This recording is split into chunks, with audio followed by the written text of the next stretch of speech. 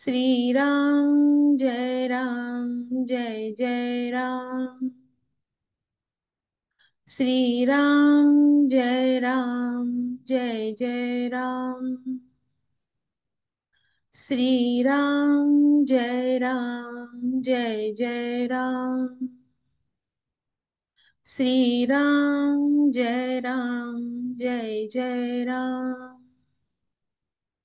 श्रीराम जय जय राम। जय जय रघुवीर समर्थ। शुका सारिखे पूर्ण वैराग्य जाचे। वसिष्ठा परिज्ञान योगेश्वराचे। कवी वाल्मिका सारिका मान्य ईसा। नमस्कार माझा सद्गुरु रामदासा। जय जय रघुवीर समर्थ। अलंकापुरी पुण्यभूमी पवित्र। जिथे नांदितो ज्ञान राजा सुपात्र। तया आठविता महापुण्य राशी। नमस्कार माझा सद्गुरु ज्ञानेश्वरांसी। पुंडलीक वरदा हरी विठ्ठल। श्री ज्ञानदेव तुकाराम। पंढरीनाथ महाराज की जय। भागवता आणिले प्राकृती जनहितार्थ। प्रपंची नांदुनी साध्य करी जो परमार्थ। एकादशावरी टीका केली सुगमार्थ गाथा। नमस्कार माझा सद्गुरु संत एकनाथा। शांती ब्रह्म श्री एकनाथ महाराज की जय। जय जय रघुवीर समर्थ। आता मी श्री राऊत सरांना आमच्याकडनं प्राणायाम साधना आणि ओंकार साधना करून घ्यायची विनंती करते. नमस्कार. प्राणायाम आणि ओंकार साधनेचा अभ्यास आपण करणार आहोत. सुरुवात प्राणाकर्षण क्रियेने करूयात. आपण जिथं बसला असेल तिथं कम्फर्टेबली बसा. खाली बसला असाल तर क्रॉस लेग, सुखासन, पद्मासन, अर्धपद्मासन किंवा वज्रासन. खुर्चीत बसला असेल तर ताट बसा. बॅक स्ट्रेट, नेक स्ट्रेट, नजर समोर, डोळे बंद. ब्रीद इन करताना मनातल्या मनात सो म्हणायचं आहे. ब्रीद आउट करताना मनातल्या मनात हम म्हणायचं आहे. ब्रीद इन सो, ब्रीद आउट हम, सो हम, सो हम, सो हम, सो हम, सो हम, सो हम, सो हम, सो हम, सो हम, सो हम, सो हम, सो हम, सो हम, सो हम, सो हम, सो हम, सो हम, सो स्टॉप. पण आता प्राणायामचा अभ्यास करणार आहोत. हा जो प्राणायाम आहे याच्यामध्ये प्राणायामाच्या सर्व क्रिया इन्क्लुडेड आहेत, जसं की रेचक, पूरक, कुंभक, बाह्य कुंभक, आंतरकुंभक. आणि सर्वात मुख्य म्हणजे याच्यामध्ये ज्या हालचाली होतात त्या हालचाली मुख्यत्वे आपल्या फुफ्फुसाशी रिलेटेड आहेत, जेणेकरून आपला जो ऑक्सिजन घेण्याची आपली जी प्रक्रिया आहे त्याच्यात शुद्धीकरण होतं आणि एक शुद्धिक्रियाच आहे. तर सुरू करूयात. फक्त माझ्या इन्स्ट्रक्शन्स मी फॉलोत केलात तर जमतील. एक्झेल, अर्धपूरक. ब्रीद इन ब्रीद आउट करायचं आहे रेग्युलरली. फक्त श्वासा छातीच्या हालचाली होतील, बाकीच्या हालचाली पोटाची हालचाल त्याच्याबरोबरच होईल रेग्युलर. एक्झेल, अर्धपूरक.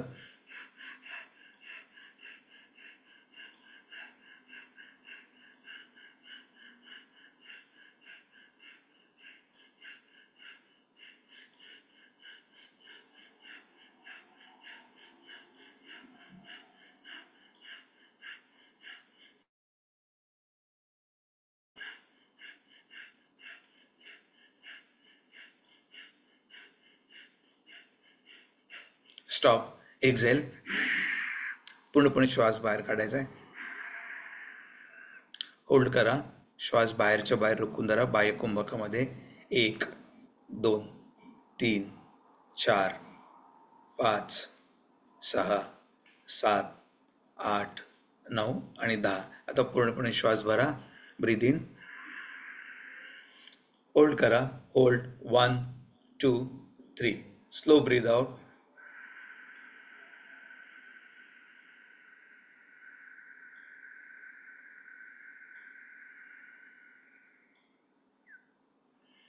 हा एक राऊंड झाला. परत एकदा आपण करूयात. एक्झेल. अर्धपूरक. ब्रीद इन ब्रीद आउटला सुरू करूया.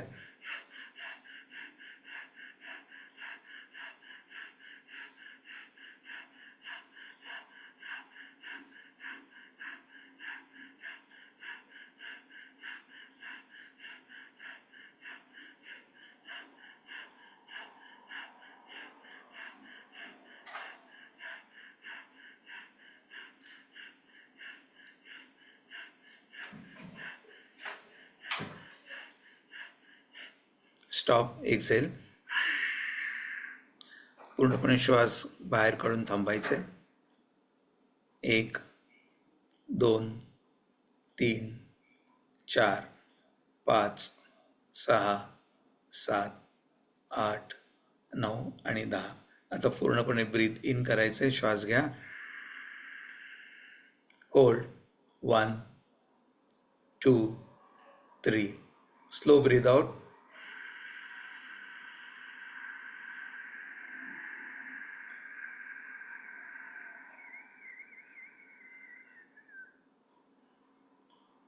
आणखीन एक शेवटचा तिसरा राऊंड करूया. हे 30 सेकंदामध्ये आपले 54 राऊंड व्हावेत. जेव्हा आपल्याला जर थकवा येत असेल तर मध्ये थांबलं तरी चालेल. एक्झेल. अर्धपूरक. ब्रीद इन ब्रीद आउट करायचं आहे.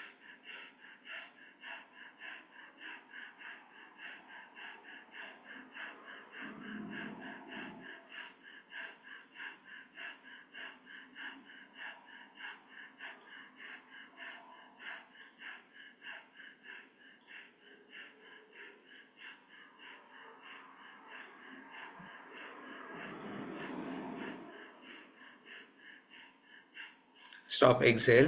पूर्ण श्वास बाहेर करता. होल्ड. 1 2 3 4 5 6 7 8 9 आणि 10. पूर्ण भरायचा श्वास. होल्ड. 1 2 3. स्लो ब्रीद आउट.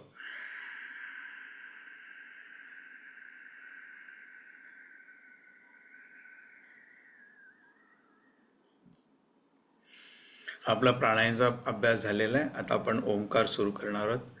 आपला जेवढा श्वास आहे त्या श्वासाच्या अर्ध्या श्वासामध्ये ओ म्हणायचं आहे. राहिलेल्या अर्ध्या श्वासामध्ये मकार करायचा आहे. आध्यात्मिक प्रगतीसाठी मकार केलेला जास्तीचा कधी चांगला. 5 वेळा ओंकार करणार आहेत. सुरुवातीला 3 ओंकार, त्यानंतर 1 मिनिटाचं ध्यान, नंतर 2 ओंकार. ओंकार हा घंटा नदीसारखा दीर्घ असावा, तेलाच्या धारेसारखा अखंड आणि शंखानदसारखा गंभीर असावा. एक्सेल. घर्षणयुक्त पूरक.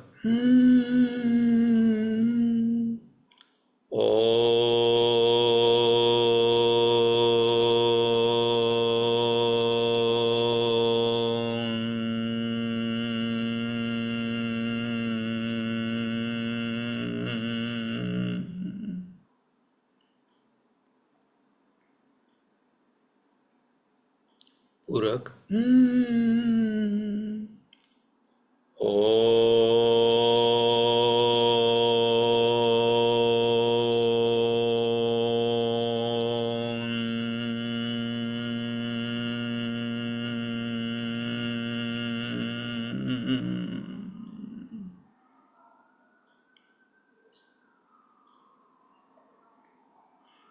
पूरक.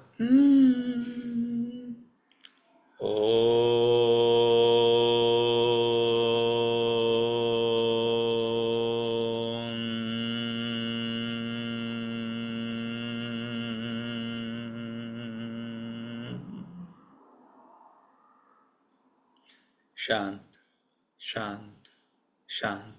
आपण जो आता ओंकारचा नाद केलेला आहे, ओंकारचा जो ध्वनी केला आहे, तो मनातल्या मनात आठवून साठवण्याचा प्रयत्न करा. छातीच्या मध्यामध्ये अनाहत चक्र आहे, तिथं अंगुष्ठ मात्र ज्योती बघण्याचा प्रयत्न करा. Try to visualise thumb size bright flame in the chest area where Anahata chakra is situated. तिथं जर दिसत नसेल तर भ्रूमध्यमध्ये 2 भुवयाच्या मध्ये आज्ञाचक्र आहे, तिथं अंगुष्ठ मात्र ज्योती बघण्याचा प्रयत्न करा. बाहेरच्या वातावरणाला पूर्णपणे विसरून जा. जी ज्योती आपण बघण्याचा प्रयत्न करत आहोत ती आत्मस्वरूप आहे. आत्मस्वरूपाशी एकरूप होण्याचा प्रयत्न करूयात.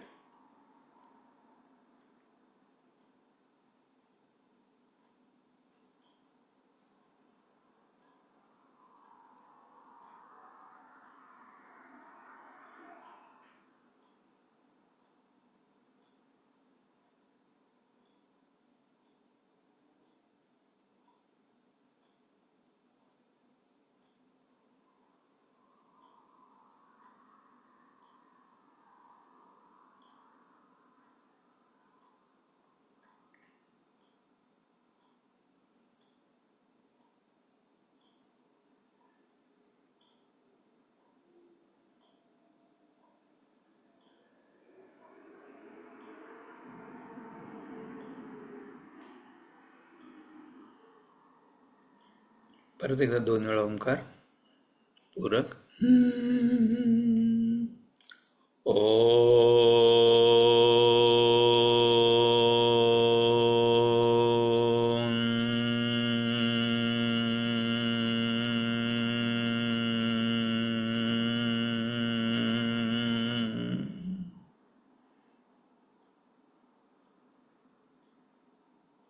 पूरक. ओ.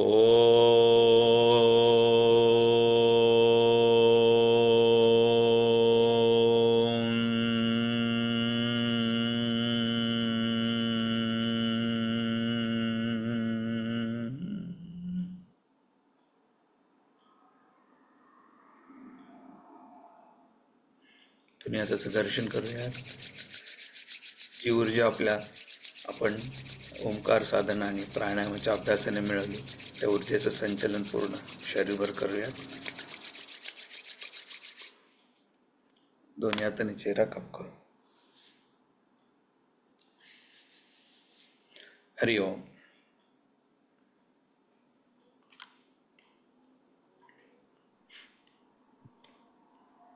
आता मी श्री सलीलजींना आपल्याला मनोबोधावर निरूपण करण्याची विनंती करते.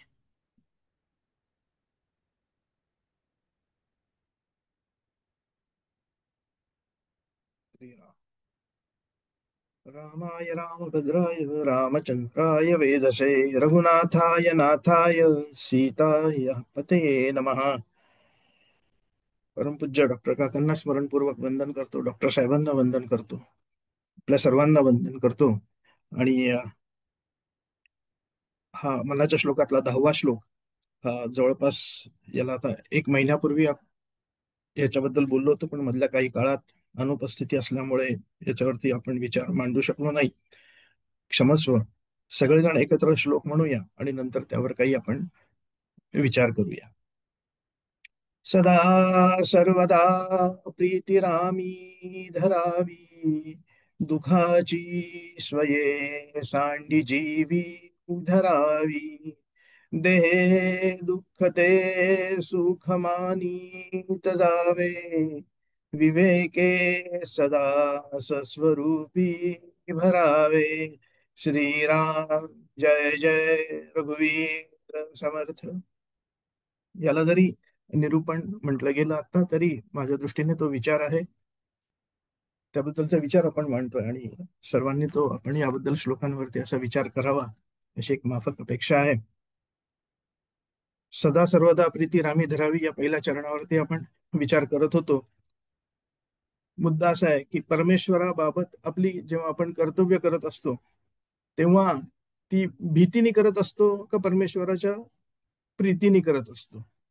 अनेकदा तीर्थयात्रा, दान, धर्म हे देवाबद्दलच्या भीतीने होत असतात. वास्तविक तिथं समर्थांची अपेक्षा अशी आहे की ते परमेश्वरावरच्या प्रीतीने ती करावीत. एक लहानशी गोष्ट सांगतो त्याबद्दल, की भीतीने कशी केली जातात त्याबद्दलचा हा दृष्टांत आहे. की एका कुटुंबामध्ये नवीन लग्न झाऊन शिसून घरात आलेली असते. घरात कुळधर्म कुळाचार व्हायचे असतात. स्वयंपाकाची सिद्धता करायची असते कुळधर्मासाठी वगैरे म्हणून. आणि घरातली ज्येष्ठ व्यक्ती स्वयंपाकघर बघणारी म्हणजे सासूबाई, आणि तिच्या मार्गदर्शनाखाली प्रत्येक जण आपापली कामं वाटून घेतात. आणि ही नवी सून जी आहे घरात आलेली, तिच्या वाट्याला भाजणीचे वडे करण्याचं काम येतं. आता हिने जे माहेरी जे भाजणीचे वडे शिकलेले असते ते त्या छिद्रांचे वडे ती शिकलेली असते. त्याप्रमाणे इथे ती ते वडे करते. तो कुळधर्म कुळाचार सगळा संपन्न होतो, सगळं होतं. आणि 2 दिवसांनी तिचे जे सासरे असतात त्यांच्या त्वचेवरती म्हणजे स्किनवरती असे फोड येतात, आणि ते रिंगच्या आकाराचे असतात. म्हणजे ते वड्याला जशी छिद्र होते ना साधारण, त्या छिद्राच्या आकाराचे असे ते फोड असे ते तयार होतात. आणि ते सासरे खवळतात तिच्यावरती, आणि ते म्हणतात, हे काय, हे बघ, आपल्याकडे कधी असे वडे करत नाही, आणि तू हे छिद्राचे वडे केला. तर त्या बिचारायला माहिती नव्हतं कुठले वडे करायचे ते. तिने ती जे शिकली होती त्याप्रमाणे, तिच्या माहितीप्रमाणे तिने ते केले. आणि त्याचा परिणाम असा झाला, हे सासऱ्यांचं म्हणणं, त्याचा परिणाम असा झाला की त्यामुळे माझ्या शरीरावरती जे फोड आलेले ते त्यामुळे आलेले आहेत वगैरे म्हणून. आता ही अंधश्रद्धा आहे. अंधश्रद्धेचं आपल्याकडे सगळ्या संतांनी खंडन केलेलं आहे. पण गोष्ट अशी आहे की भगवंताला वडे कमी आहेत का, त्याच्याकडे सुख कमी आहे का, त्याला याच्यामध्ये स्वारस्य असणार आहे का, की नाही अमुकच वडे केले पाहिजे तरी ते छिद्र असलेले वडे नको वगैरे म्हणून. पण हे आपण समजून घेत नाही. आणि अशा वेळी काही करताना जर का कमी जास्त झालं तर सरळ कोणावरती तो दोष लादला जातो. आणि त्या छिद्राच्या वड्यामुळे त्या माझ्या हातावरती किंवा शरीरावरती ते जे फोड आले त्याचा सरळ सरळ कारण ते लादलं जातं. पण अशा वेळी ठीक आहे, अशा वेळी समजा आपण एक अशी कर्म करत असताना परमेश्वराला आपण प्रार्थना करतो, आपल्याकडे प्रार्थना आहेच. आपण म्हणतो की आवाहनम न जानामि न जानानी न जानामि तव अर्चनम, पूजा चैव न जानामि क्षम्यता परमेश्वरम, मंत्रहीनम क्रियाहीनम भक्तिहीन सुरेश्वरम वगैरे आहे. तर ही प्रार्थना करावी. पण आपलं कर्म करताना हे आपण व्यवस्थित केलं पाहिजे, चोख केलं पाहिजे. नाही तर या प्रार्थनेच्या आडलं ना, शेवटी काही प्रार्थना म्हणायचीच आहे, त्यामुळे काय थोडंसं इकडे तिकडे झालं तरी चालेल. हे जे करतो हे परमेश्वराच्या प्रेमामुळे असं करत असताना हा विचार अजिबात मनात न ठेवता आपले परमेश्वरावरचं प्रेम व्यक्त करण्यासाठी आपली कर्म ही यथासांग झाली पाहिजे, पूर्ण मनाने झाली पाहिजे, भक्तिभावाने झालेली पाहिजे. परमेश्वर आपल्याबद्दलचा राग मनात धरून ठेवत नाही. संपूर्ण जगाचा जर का विचार केला तर परमार्थात असणाऱ्यांचं देवावरचं जे प्रेम आहे ते प्रीतीमुळे आहे का भीतीमुळे आहे, याचा पण विचार केला पाहिजे. की परमेश्वर माझं काहीतरी नुकसान करेल, वाईट करेल म्हणून परमेश्वरावरती जर का प्रेम करायचं असेल तर तसं इथं अपेक्षित नाहीये. आणि त्याचा परिणाम असा आहे की परमार्थात असणारे सुद्धा परमात्म्याची प्रेमभूमिका आहे ती ओळखू शकत नाही, ती ते ओळखायला कमी पडतात. आपल्यापेक्षा देव वेगळा नाही, तो आपल्यापेक्षा थोडासा जास्तीच दयाळू आहे असं म्हटलं पाहिजे खरं म्हणजे. आणि भागवतातल्या पुराणातल्या ज्या कथा आहेत त्यामध्ये आपण बघतो की परमेश्वराला भक्ताची करुणा येते. काय की देव काय माझ्यावरती रागवायला बसलाय का, की माझं वाईट करायला तो बसलाय का. मला जास्तीत जास्त चांगलं करता आलं पाहिजे, ते भीतीमुळे नाही तर परमेश्वराच्या प्रीतीमुळे ते आपल्याला करता आलं पाहिजे. म्हणून समर्थ म्हणतात सदा सर्वदा प्रीती रामी धरावी. या प्रीतीमध्ये अजून एक भूमिका आहे असं मला वाटतं, ती म्हणजे भगवंताकडे प्रपंचाचं साधन म्हणून कधीच बघायचं नाही. प्रपंच हे भगवत प्राप्तीचं साधन आहे का भगवंत प्रपंचातले सुख देण्याचं साधन आहे. तर मला असं वाटतं पहिला विचार आपण वारंवार अनेकदा मंदाताईंच्या प्रवचनात ऐकलेला आहे, गोंदवलेकर महाराजांच्या प्रवचनात ऐकलेला आहे, आणि इतर संतांच्या माध्यमातून पण ऐकलेलं आहे की प्रपंच हे भगवत प्राप्तीचं साधन समजलं गेलं पाहिजे. पण आपण प्रत्यक्षात देवाला वापरून घेतो. आता श्रावण महिना आहे, सत्यनारायणाच्या पूजा बऱ्याच ठिकाणी घातल्या जातात, सत्यनारायणाच्या पूजा होतात. आणि काय किती त्याच्यासाठी खर्च करतो प्रत्येकाने ज्याचा त्याचा विचार करावा. आणि शेवटी भगवंताकडे त्या पूजेमध्ये फलश्रुती मागताना आपण त्याच्याकडे काय मागतो तर रूपम देही जयम देही यशंदेही सर्वांका, आणि पुन्हा म्हणतो सर्वान कामाश्च दे, म्हणजे माझ्या सर्व इच्छा तू पूर्ण कराव्या असं भगवंताला म्हणतो आपण. हा सौदा आहे. त्याच्यावरच्या प्रेमामुळे आपण करतो की आपल्याला हे मिळावं म्हणून करतो. म्हणजे देवाकडे मागू नये हा इथं अजिबात मुद्दा नाहीये. परमेश्वराकडे मागावं, शेवटी देणारा तोच आहे, दुसरं कोणी देऊ शकत नाही आपल्याला. पण देवानं दिलं नाही तर देव मला आवडतो का, हा विचार करायला पाहिजे. तुकाराम महाराजांचा एक अभंग आहे की तुकाराम महाराज म्हणतात, देवा न मिळो खावया, न वाढो संतान, तरी हा नारायण कृपा करो. देवा मला खायला मिळालं नाही तरी चालेल, माझा प्रपंच माझा व्यवस्थित चालला नाही तरी चालेल मला, पण तुझी कृपा माझ्यावरती असली पाहिजे. अन्न आच्छादन प्रारब्ध अधीन. अन्न आच्छादन म्हणजे मला मिळणारं जेवण, मला मिळणारं घर, माझा संसार, माझा प्रपंच, माझं कुटुंब, मला मिळालेले नातेवाईक, हे सगळे माझ्या प्रारब्धाच्या अधीन आहे. ते मी मुकाटपणे सहन करेन, परंतु देवा तुझी माझ्यावरती कृपा असू दे, अशा अर्थाचा तो अभंग आहे. समर्थ सुद्धा म्हणतात, रामाकडे प्रार्थना करतात, बुद्धी ते रघुनायका, हे जे त्यांचं करुणाष्टक आहे, जे रामाकडे मागणं आहे, त्याच्यामध्ये समर्थ म्हणतात, भक्त उदंड तुम्हाला आम्हाला कोण पुसते, ब्रीद हे राखणे आधी बुद्धी दे रघुनायका. तुझे एवढे भक्त आहेत रामा, इतके भक्त आहेत तुझे, आम्हाला कोण विचारणार आहे, परंतु तुझं हे ब्रीद आहे की भक्तांचं रक्षण करीन, भक्तांकडे लक्ष, तुझ्या एवढ्या सबंध विश्वात आमची कुठेतरी नोंद ठेव. या अर्थाने समर्थ रामाकडे मागणं करतात की ब्रीद हे राखणे आधी भक्तांचा उद्धार करीन, हे ब्रीद तू लक्षात ठेव आणि त्याप्रमाणे वागायची बुद्धी आम्हाला कायम दे, असं समर्थ रामाकडे मागतात. एक विचार करा, आपल्यावर कुणी असं प्रेम केलं तर तो आपल्याला आवडेल की नाही आवडणार. सगळं म्हणजे घराचं, कुटुंबाचं आपण पालन पोषण करतो, स्त्री असेल ती सगळ्यांना जेवायला घालते, घरातल्यांना, पुरुष पैसे कमवून आणतो, जुन्या काळातलं बोलतो, हल्ली स्त्री सुद्धा नोकरी करते, घरांचं कल्याण करतो, आजोबा नातवांना सांभाळतात, आजी नातवांना सांभाळते. पण हे सगळं निरपेक्ष बुद्धीने व्हावं ही अपेक्षा आहे तिथे. म्हणजे हे करतो म्हणून माझ्यावरती प्रेम आहे असं असता कामा नये. तर काही करत नसलो तरी माझ्यासोबत आहे, माझ्या सहवासात आहे, तरी माझ्यावरती प्रेम करतो, त्याचं महत्व जास्ती असतं. आणि तेच रामावरती प्रेम करताना किंवा परमेश्वरावरती प्रेम करताना इथं अपेक्षित आहे. त्यांनी मला काही दिलं नाही तरी त्यांनी जे दिलेलं आहे त्यातच माझं सुख आहे, असं म्हणून त्याच्यावरती आपलं प्रेम असलं पाहिजे. जनस्वभाव निरूपण नावाचा समास आपल्या दासबोधात आहे. त्याच्यात ओवी समर्थ म्हणतात, समर्थांनी माणसाची स्वभाव वैशिष्ट्य भरपूर ओळखलेली आहे भाऊ. समर्थ म्हणतात, जनांचा लालची स्वभाव, आरंभची म्हणती देव, म्हणजे काही देव ऐसी वासना. आधीच ते म्हणतात की देवा मला काहीतरी दे. जनांचा लालची स्वभाव आहे, त्यांना लालूच असते की परमेश्वराकडे जातात तर काहीतरी मागायलाच जातात, असं समर्थ सांगतात. हे नसावं असं त्यांचं म्हणणं आहे. देव म्हणजे देणारा. आपण सारखं जर काकडे देवाकडे काही मागत राहिलो तर देवाला सुद्धा एक दिवस आपला नॉशी येईल, आला भिकारी, काय हे दे ते दे वगैरे म्हणत, कंटाळा येईल त्याला. सुदाम देवांची कथा आहे. बायको म्हणते सुदाम देवांना, तुमचा एवढा जर का मोठा मित्र आहे, तो द्वारकेचा राणा आहे, द्वारकेचा राजा आहे, सोन्याची आहे द्वारका सगळी, त्याच्याकडनं काहीतरी आपल्यासाठी मागून आणा. सुदामा आणि श्रीकृष्ण संदीपनी ऋषींच्या आश्रमातले मित्र, त्याच्या सुद्धा त्या मैत्रीतल्या पण वेगळ्या कथा आहेत. असो, पण इथे मला जे सांगायचं आहे, ती बायको त्यांना पाठवते, जा तुमचा एवढा मित्र मित्र म्हणवतात तर त्याच्याकडनं काही होतंय का बघा, घर गळतंय, घरात खायला अन्न नाही, त्याच्याकडे जा. सुदामा म्हणतात, सुदामा बायकोला समजावून सांगतात की श्रीमंती जर का त्यांनी जर का दिलेली आहे तर गरिबी पण त्यांनीच दिली असं आपण समजायचं नाही का, आरोग्य जर का त्यांनी दिलंय तर अनारोग्य ही सुद्धा त्याचीच कृपा आहे, त्याचाच प्रसाद आहे असं आपण समजायचं नाही का, प्रतिष्ठा जर का त्यांनी दिली आहे तर कुप्रतिष्ठा किंवा अपमान हे सुद्धा त्यांनीच दिलंय हे असं आपण समजायचं नाही का.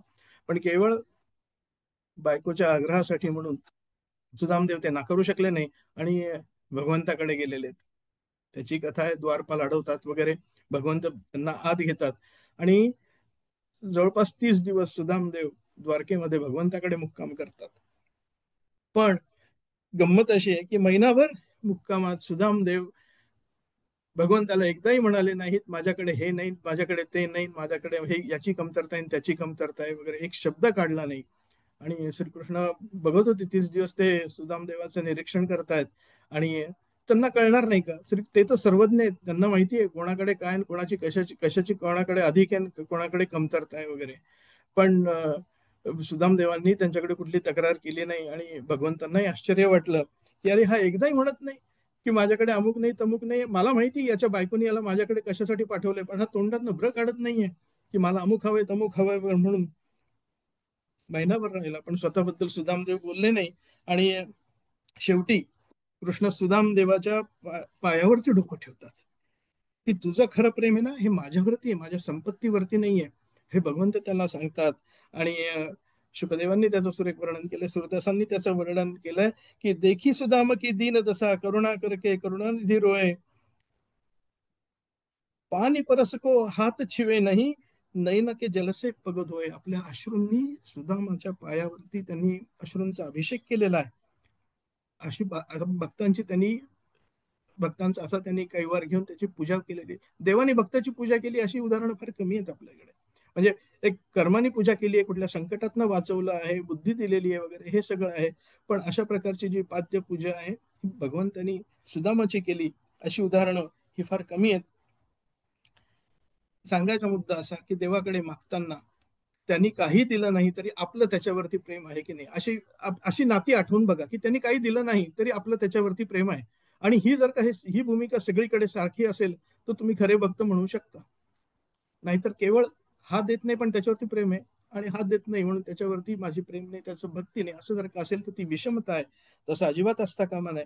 समर्थ दासबोधातच म्हणतात की आपल्या मनासारखे न घडे तेणे गुणे निष्ठा मोडे.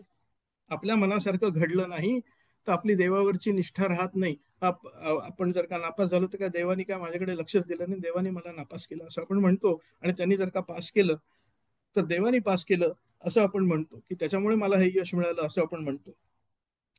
तर तरी गोष्टी आपणाकडे सहजच त्या म्हणजे आपल्या मनासारखं घडलं नाही की देवावरची आपली श्रद्धा मोडते. मग आपण नाही, मग देवाला हात सुद्धा जोडत नाही. एखादी विचार करा, एखादी दुःखद घटना घडली तर आपण आपल्या देवाकडे लक्षच जात नाही.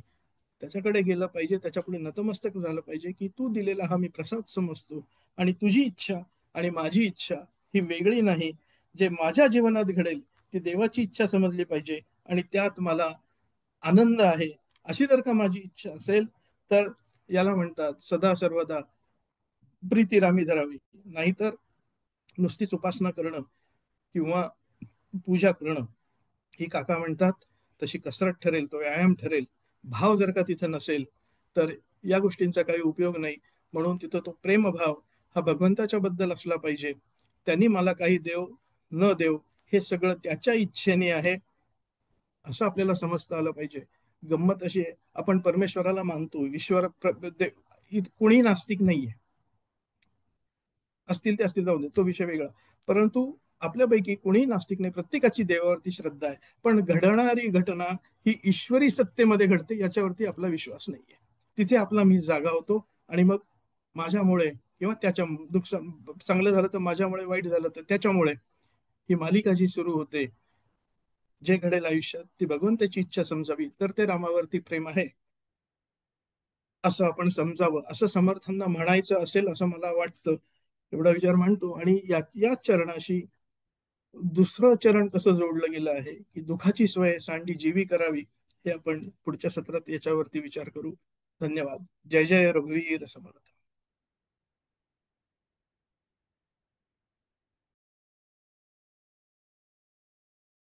लावून वाटलं. धन्यवाद जय स्वामी. जय रघुवीर समर्थ. काका तुम्ही सुरुवात करताय? हो नाही बरोबर आहे. You carry on. ओके. विसरून गेलो मी. हा. आज आपण गीतेचा 8व्या अध्यायातले 5 ते 8 असे श्लोक आपण अभ्यासणार आहोत. तर आधी आपण श्लोक आणि त्याचा अर्थ वाचूया आणि त्याच्यानंतर डॉक्टर निमगेडकर काका आपल्याला त्याच्याविषयी मार्गदर्शन करतील. तर श्लोक 5. अंतकाले च मामेव स्मरन् मुक्त्वा कलेवरं यः प्रयाति स मद्भावं याति नासत्यत्र संशयः. जो मनुष्य अंतकाळीही माझे स्मरण करीत शरीर सोडून जातो, तो माझ्या स्वरूपालाच प्राप्त होतो, यात शंका नाही. 6वा श्लोक.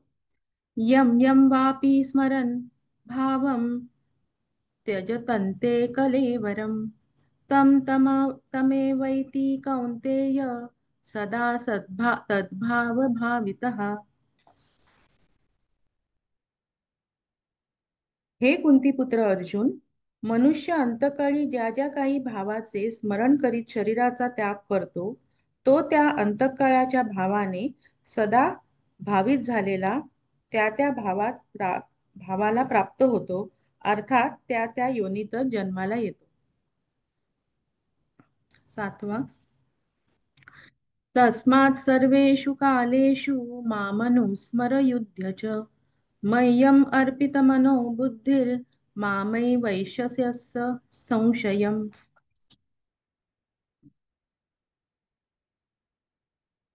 म्हणून तू सर्व काळात माझे स्मरण कर आणि युद्धही कर. माझ्यात मन आणि बुद्धी अर्पित करणारा तू निसंदेह मलाच प्राप्त होशील. आणि श्लोक 8वा. अभ्यासयोगयुक्तेन चेतसा नान्यगामिनः परमं पुरुषं दिव्यं याति पार्थानुचिंतयन्.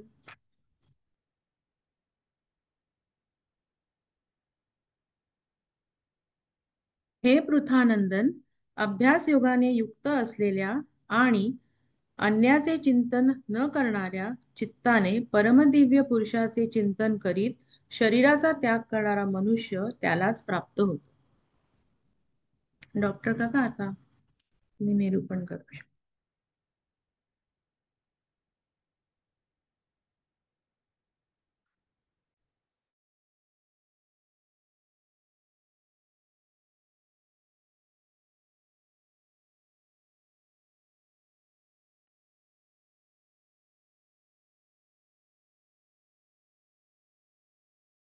जय जय रघुवीर समर्थ.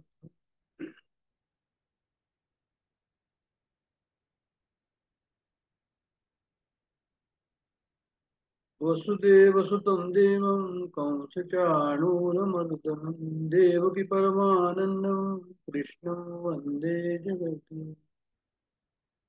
गुरुर्ब्रह्मा गुरुर्विष्णू गुरुर्देवो महेश्वरा गुरुसाक्षात् परब्रह्म तस्मै श्री गुरुवे नमः. जय जय रघुवीर समर्थ. आपल्या सर्वांना नम्र अभिवादन. भगवद्गीतेचं आपलं चिंतन चाललंय. आज आपण खरं म्हणजे आजचा आपला अभ्यास 2 भागामध्ये आहे.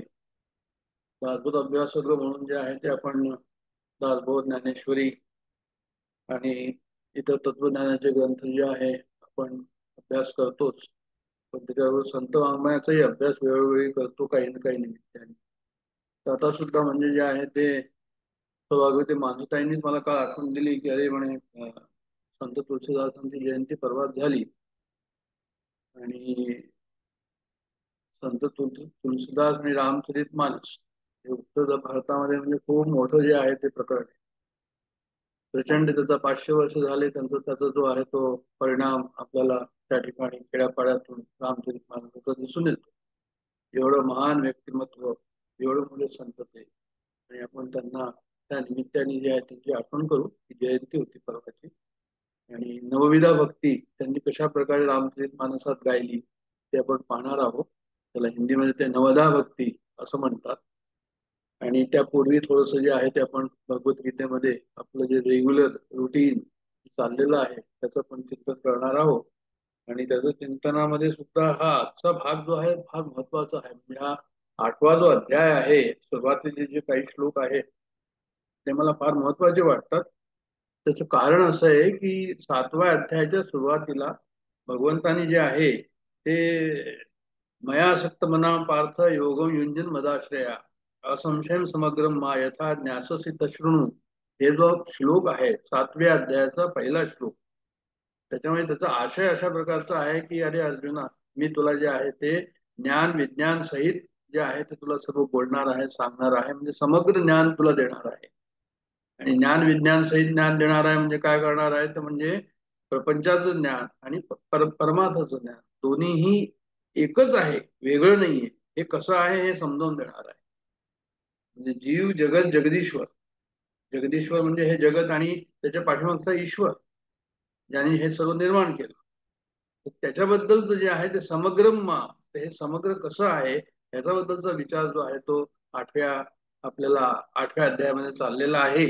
आणि 8व्या अध्यायामध्ये आपण सुरुवातीलाच पाहिलं की त्यांनी असं म्हटलंय याप्रमाणे की म्हणजे हे जे अक्षरम ब्रह्म परमम, म्हणजे जे आहे ते ब्रह्म काय आहे, अक्षर म्हणजे त्याचा नाश होत नाही असं, परमम म्हणजे त्याशिवाय दुसरं काही नाही असं, आणि स्वभाव अध्यात्म उच्यते, म्हणजे अध्यात्म म्हणजे काय, म्हणजे हे सर्व जीव प्राणी जीव जे आहे या ठिकाणी आहे परमेश्वराचेच अंश आहे ते. आणि भूतभाव उद्भव करो विसर्ग कर्म संजित, कर्म म्हणजे काय, म्हणजे जितकं काही निर्माण झालं, भूतभाव उद्भव करो, हे सर्व भूत जे निर्माण झाले हे त्याच्यापासून परमेश्वरापासूनच झाले. त्याला त्यांनी जे आहे ते कर्म म्हणून म्हटलेलं आहे, कर्माची संज्ञा दिली आहे. आणि अधिभूतोक्षरो, हे सर्व पंचमहाभूताचं जितकं आपल्याला शरीर दिसत आहे तर त्याच्याबद्दल त्यांनी अधिभूत म्हटलेलं आहे. आणि पुरुषाचे आदिदैवतम, जे आपल्याला दिसत नाही, देवता जे आहे ते दिसत नाही आपल्याला, देवतांचं जे आहे ते, किंवा हिरण्यगर्भ ज्याला आपण म्हणतो की ज्यातून सृष्टी पुढची निर्माण झाली, त्याला ते हिरण्यगर्भ असा शब्द आहे त्या ठिकाणी. देवी देवता सर्व त्याच्यामध्येच येतात, ब्रह्मा त्याच्यामध्येच येतो. तर हे जे आदिदेवता आहे हे, आणि आदियज्ञ म्हणजे जे आहे ते सर्वांच्या मध्ये परमेश्वर जो आहे त्याला त्यांनी आदियज्ञ म्हटलेलं आहे. हे जे सर्व शब्द आहे थोडस जरी आपल्याला कठीण वाटलं असेल, पण हे शब्द काय सांगतात हे आपल्याला सर्व हे सांगतात की हे सर्व परमेश्वराचं स्वरूप आहे. जेव्हा आम्ही ब्रह्माचा भाव त्या ठिकाणी घेतो, त्याच्यानंतर जे आहे ते आम्ही म्हणतो अध्यात्म, त्याच्यानंतर आम्ही जे म्हणतो अध्यात्मानंतर म्हणतो आम्ही कर्म, त्याच्यानंतर जे आहे अधिभूतम, अधिदैवतम आणि अधियज्ञ, हे जे सर्व शब्द आहे हे सर्व वेगवेगळ्या जणू काही आपल्या समोर जे आहे, जे समोर आहे आणि जे समोर नाहीये, म्हणजे जे अदृश्य आहे आणि जे दृश्य वस्तू आहे त्या सर्व त्या एक वेगवेगळ्या कप्प्यांना त्याची नावं दिलेली आहे. आणि ते सर्व काही परमेश्वरच आहे हे सांगण्याचा प्रयत्न जो आहे या ठिकाणी केला आहे. म्हणजे वासुदेव सर्व मिती 7व्या अध्यायामध्ये 19व्या श्लोकामध्ये सांगितलंय की सर्वदूर वासुदेवच आहे, वासुदेवाशिवाय आणखीन काही नाही. समर्थ रामदास म्हणतात त्रिता ठाव्या राघवे विण नाही. ज्ञानेश्वर महाराज म्हणतात भरला गंधाट हरी दिसे, म्हणजे काय आहे की सर्वदूर जो परमेश्वर आहे तो कसा आहे हे ह्या आपल्याला जो अभ्यास चाललेला आहे त्याच्यामध्ये समजवलेला आहे. आणि आजचं जे आहे तो 5वा अध्याय जो आहे, आज मी आत्ता जो वाचला गेला की अंतकाले जे मामेव स्मरण मुक्ता कलेवरम ये प्रयाती समद्भाव याती नास्तत्र संशय, हा म्हणजे मृत्यूच्या अंतकाळी जो भगवंताचं स्मरण करतो तो भगवंताच्या स्वरूपाला प्राप्त होतो. आणि आता त्यांनी म्हटलं की बा आम्ही तर भगवंत मानतच नाही तर आम्ही कसं भगवंताच्या याला प्राप्त होणार.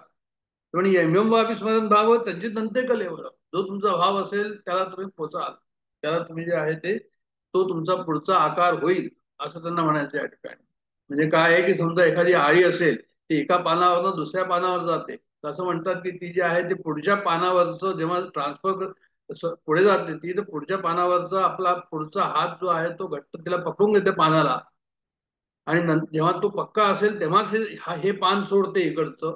तर त्याचप्रमाणे जे आहे पुढचा आकार ठरलेला असतो त्या अंतःकरणामध्ये, आणि त्यावेळेस तुझा आहे तो मनुष्य जो आहे तो प्राण सोडतो. यम्योम वापी असं असं जो भाव आहे स्मरण भाव, म्हणजे त्याचा जो काही वासना असेल, जी काही इच्छा असेल, जसं काही त्याच्या मनामध्ये असेल त्याप्रमाणे ते पुढे होईल. म्हणून ते म्हणतात या ठिकाणी की म्हणजे त्यांनी लिहिलं तद्भाव भाविता, जसा तुमचा भाव असेल त्याप्रमाणे होईल. फार महत्वाचं आहे हे, कारण की सर्वांचाच हा जिव्हाळ्याचा विषय आहे की आमचं जे आहे ते कल्याण झालं पाहिजे, आध्यात्मिक कल्याण ज्याला आपण म्हणतो. म्हणजे अध्यात्म हे कसं आहे तर म्हणे सर्वात सर्वात जर संपदा असेल, सर्वात जास्त संपत्ती कशा असेल तर म्हणे ह्याच्यामध्येच आहे. याचा आम्ही समजून घ्यावं आणि त्याचा अनुभव घ्यावा, हे ह्या ठिकाणी जे आहे की ज्या ज्या काही भावाचं स्मरण करीत शरीराचा त्याग करतात त्या त्या भावानेच जे आहे ते त्या भावाला प्राप्त होतात. जणू काही ते ठरलेलंच असतं की पुढे जाऊन हा होणार आहे. तर हा फार महत्वाचा मुद्दा या ठिकाणी आहे असं मला म्हणायचं. तर आपण अंतकालीचे मामे व स्मरण मुक्ता कलेवर जे आमच्या इच्छा आहे शेवटल्या वेळी त्याप्रमाणे आमचा पुढचा जन्म होईल हा एक सिद्धांत आहे.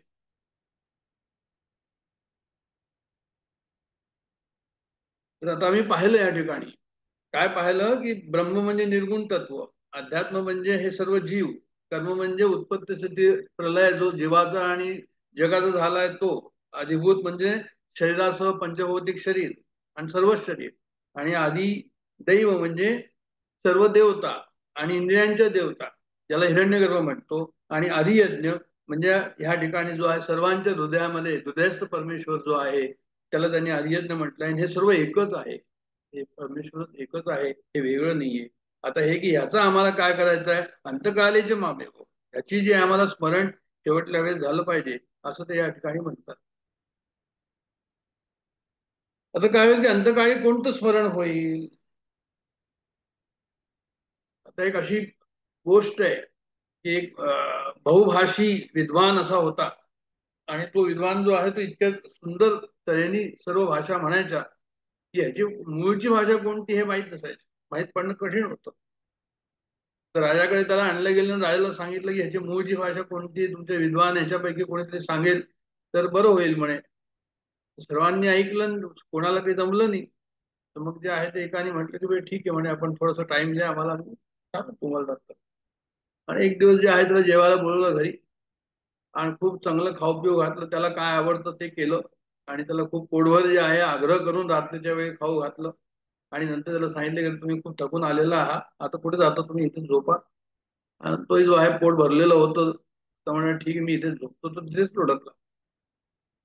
आणि अर्ध्या रात्री जे आहे काय केलं यांनी यांनी जे आहे ते थंड पाणी जे आहे ते घेतलं आणि त्याच्या अंगावर, थंडीचे दिवसच होते, त्याच्या डोक्यावर टाकलं, आणि तो एकदम जो आहे तो घाबरून उठला, आणि जी त्याची भाषा होती त्या भाषेत तो बोलला. त्याला सांगितलं की बा तुझी ही भाषा जी आहे ती ही भाषा तुझी आहे. आता ह्याच्यावरून काय कळतं आपल्याला, ह्याच्यावरून आम्हाला हे कळतं की त्याचा सहज स्वभाव जो आहे तो काय आहे.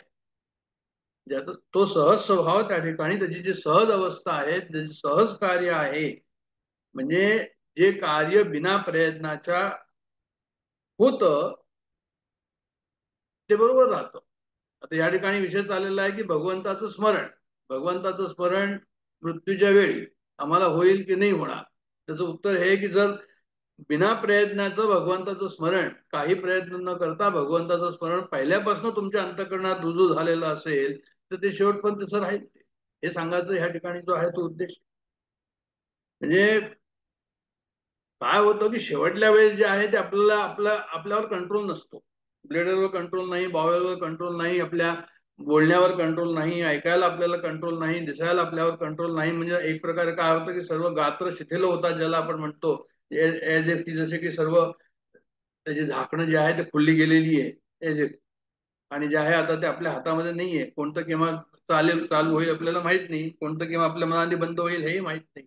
मग यावेळेस जर आम्ही असं मग विचार करू की बाबा आता डॉक्टर साहेब आम्ही तर खूप आमचं 40 वर्षाचं वय ह्यावेळेस, आणि आम्हाला तर अजून पुष्कळ वेळ आहे जायला, आम्ही नंतर केव्हा तरी करून घेऊ. तर त्याच्यावर मग ते म्हणतात, अध्यात्म आम्हाला असं सांगतो की अरे तुम्ही करून घ्याल त्याच्यानंतर, पण तुम्ही हे लक्षात ठेवा की म्हणजे जे आहे ते शेवटल्या वेळेस तुम्ही अशा परिस्थितीमध्ये, जी आत्ता परिस्थिती मी वर्णन केली देहाची, त्या परिस्थितीमध्ये तुम्हाला भगवंताचं स्मरण होईल ही एक कल्पनाच मात्र ठरेल, वास्तव त्यामध्ये नसणार काही सुद्धा. म्हणून काय करायचं, त्यामुळे आम्ही नाव अशा प्रकारे घ्यायचं, भगवंताचं स्मरण असं करायचं की आम्हाला त्याची नंतर जे आहे ते एक वेळेला जाऊन त्याची आम्हाला काय होईल, जरूर प्रयत्नाची जरूर पडणार नाही. जसं आपलं असतं ना रिटायरमेंटच्या वेळेस मी काय करतो, रिटायरमेंटच्या वेळेस जे आहे ते आपली पेन्शन, ग्रॅज्युटी, अमकं तमकं काहीतरी अशी व्यवस्था प्रत्येक मनुष्य करतो, किंवा रिटायर झाल्यानंतर जे आहे ते त्याचं पालन पोषण होत राहील.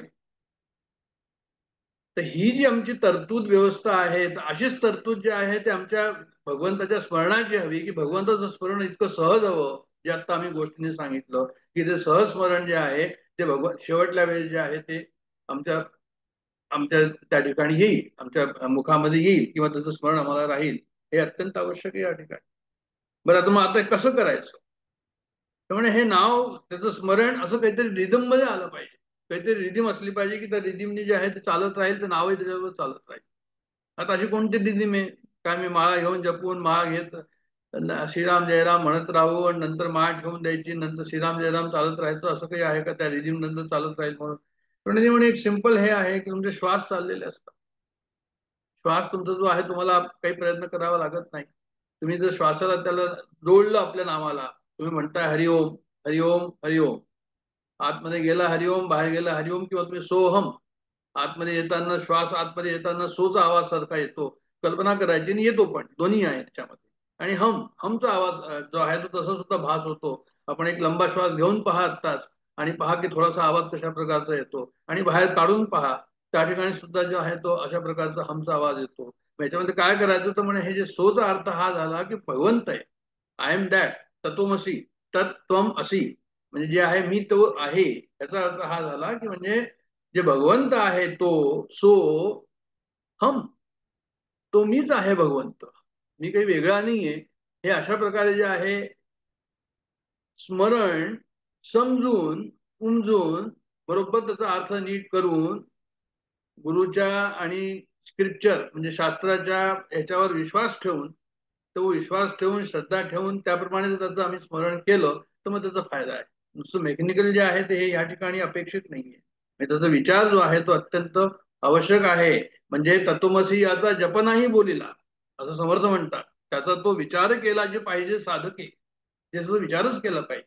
विचार जर केला पाहिजे तर हा सो हम म्हणजे बरोबर तो सोचं काय अर्थ आहे, हमचं काय अर्थ आहे आणि हे कसं काय एक आहे हे बरोबर त्या ठिकाणी आलं पाहिजे. आणि असं जर आलं म्हणजे ही जर रिझिम चालली तर मग जे आहे ते हळूहळू काय होईल तर म्हणजे तुम्हाला जे आहे ते त्याची मग हे होईल, म्हणजे सवय पडेल, ते लक्षात राहील, ती एक क्रिया होईल त्या ठिकाणी, एक संकल्प ज्ञान होईल त्या ठिकाणी, आणि ते रिझिम जे आहे ते बरोबर तुमच्या ह्याच्यामध्ये येईल. आणि अशा प्रकारे जे आहे तो मग अंतकालेचे मामेव, मग त्यावेळेस जो आहे तो अंतकाळमध्ये देहाचं तादात्म्य जे आहे, देहाशी तादात्म्य जेव्हा वेगळं होतं त्यावेळेस जे आहे तुमचं तादात्म्य कुठे जाईल म्हणजे भगवंताकडे जाईल. कारण माम एव स्मरण, भगवंत म्हणतात की तुम्ही मला स्मरण केलेलं आहे. आणि म्हणून जे आहे ते काय की माझ्या स्वरूपाला म्हणजे मदभाव याती भावम याती, माझा भाव तुमच्या भक्ताच्या याच्यामध्ये हृदयामध्ये आहे शेवटपर्यंत. कृष्णाचं नाव घ्याल तर तुम्ही आपल्या मनाचा आकार कृष्णासारखा होईल, कारण त्याची मूर्ती आपल्या समोर आहे. शिवाचा आम्ही घेऊ, इष्टदेवता आमची काही देवी असेल, देवीचा भाव आमच्या समोर असेल तर तशा प्रकारे ते होईल. रामकृष्णांना जे आहे देवीचं बरंच दर्शन होत होतं. तर सांगायचं तात्पर्य असं या ठिकाणी, एक मिनिट बघा बॅटरी लो आहे या ठिकाणी, बंद न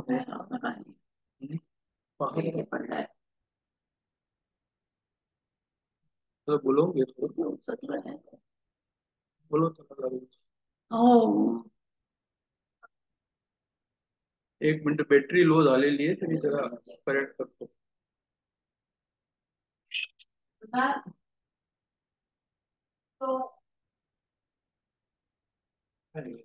त्याचं आम्ही भजन करू, ज्या इष्टदेवतेचं आमचं भजन होईल त्याप्रमाणे जे आहे ते आम्ही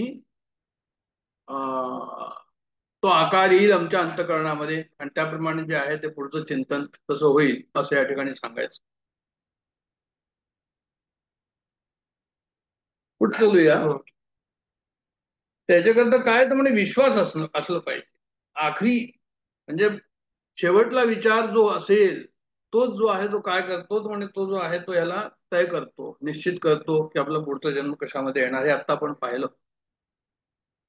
असं एक उदाहरण दिलेलं आहे की समजा एखादा पेट डॉग म्हणा किंवा कोणीतरी पेट मांजर म्हणा, ती जर आपल्या घरामध्ये असेल आपण जर खूप प्रेमाने वागवत असू, त्याचा अर्थ हा झाला की पूर्वीचं जे आहे तिचं काहीतरी तिने पुण्य केलं आणि म्हणून तिला अशा प्रकारे जो आहे तो ट्रीटमेंट या ठिकाणी मिळाला, की त्या पुण्याचा वाटा, पुण्याचा ठेवा तिचा जो होता आणि त्याबद्दल जो आहे तिला हे असं फळ मिळालं.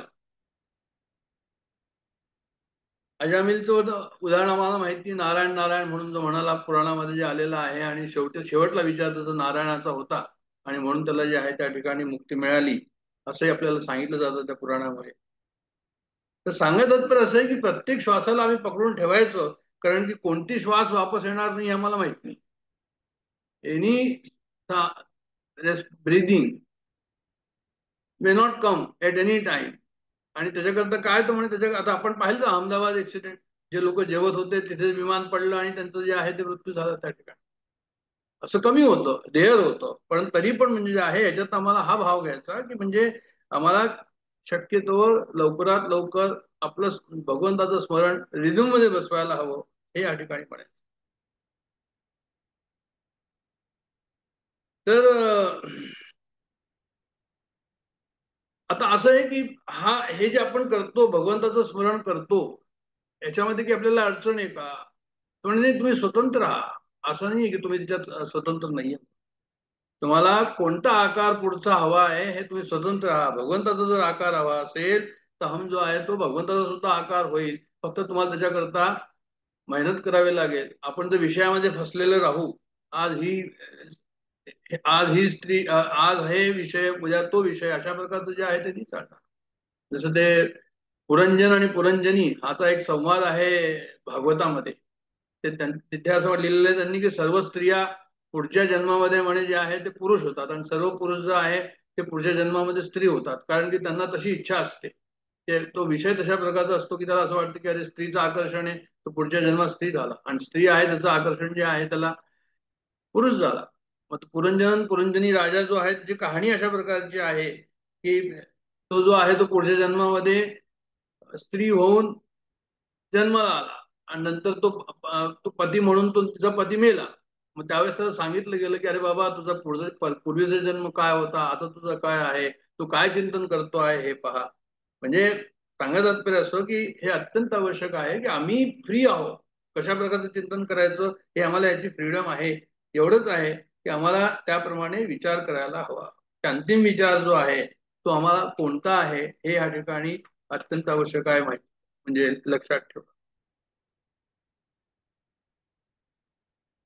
भगवंताचं स्मरण कसं झालं पाहिजे असं एक त्यांनी उदाहरण दिलं या ठिकाणी की जसं एखाद्याला स्नीजिंग होतं तो लागलीच एक्सक्यूज मी म्हणतो, त्याला असं काही विचार नाही करावा लागत. तसंच भगवंताचं स्मरण सुद्धा रिझिम मध्ये असं झालं पाहिजे की आम्हाला विचार करायची जरूरत नाही, सहज त्याप्रमाणे जे आहे ते आलं पाहिजे. तर नित्य निरंतर भगवंताचं स्मरण जे आहे ते त्या ठिकाणी असलं पाहिजे. आणि आत्ताच मी बोललो जसं की नित्य निरंतर भगवंताचं स्मरण असेल आणि भगवंताचं जर आम्ही नाव घेत असू तर मग काय होईल. एक हा विचार आहे की तुम्ही कोणी असं म्हणेल की बा आम्हाला अल्झायमर्स डिसीज झाला, आम्हाला मेमोरी लॉस झाला, मग आम्हाला शेवटलं जे आहे ते त्यावेळेस कसं आम्हाला लक्षात राहील. म्हणून त्याच्याकरता जे आहे ते भगवंतानी असं आश्वासन दिलेलं आहे. भगवंतानी असं आश्वासन दिलं या ठिकाणी की तुम्ही जर भगवंताचं नाव घेत असाल, नित्य निरंतर घेत असाल आणि तो तुमचा सहज स्वभाव झालेला असेल तर म्हणे जे आहे ते शेवटल्या वेळेस भगवंत तुम्हाला जो आहे तो तारायला येईल. एक रामचरित मानस जे आहे त्याचा आता येणार आहे पुढे थोडस त्याचा उल्लेख, की एक बाई होती तिला रामचरित मानस खूप लक्षात होतं, पूर्ण पाठ होतो. एक आता भगवद्गीता पाठ असणारे सुद्धा बरेचसे लोक आहेत. तर काय आहे की जे त्यांचं जे चिंतन आहे ते चिंतन याचा अर्थ खूप जबरदस्त आहे. मग त्यांचं चिंतन जर इतकं जबरदस्त आहे तर शेवटल्या वेळेस समजा काही मागे पुढे झालं, काही त्यांना धक्का बसला, मेमोरी लॉस झाला, काही पण झालं, तर त्याच्यामध्ये आपल्या स्क्रिप्चरमध्ये असं लिहिलेलं आहे, शास्त्रामध्ये असं लिहिलेलं आहे की यम यम वापी. वापचा मतलब असा आहे की मेल्याच्या वेळी त्यांनी नाव घेतलं असेल किंवा नाव घेतलं नसेल तरी पण तद्भाविता, म्हणजे भगवंत जो आहे त्या अंतःकरणाचा भाव तसा असल्यामुळे भगवंताकडे जे आहे त्याचं भगवंताशी तो एक रूप होईल असं त्यांना म्हणायचं या ठिकाणी. म्हणजे भगवंत जो आहे त्या भक्तीमुळे इतका प्रभावित असं म्हणूया आपण, किंवा भगवंताशी तो एकरूप झालेला आहे एवढा की नंतर देहाचं आणि मनाचं काही पण जरी झालं तरी तो भगवंताजवळच पोचतो, कारण की त्याचं अखंड स्मरण होतं. मग त्यावेळेस त्याला मरायच्या वेळेस त्याला वेगळा प्रयत्न करावा लागत नाही. मग म्हणजे त्याची आपल्याला घाबरायची जरूरत नाही असं. तर भगवंताची स्मृती म्हणजे आनंद आणि भगवंताची स्मृती नाही म्हणजे विस्मृती म्हणजे दुःख. तर आपल्याला काय करायचं की जेव्हा आपल्याला जेव्हा जेव्हा जमेल त्या त्यावेळी जे आहे ते अत्यंत आवश्यक आहे की आम्ही जे आहे ते भगवंताचं नाव घेत राहावं.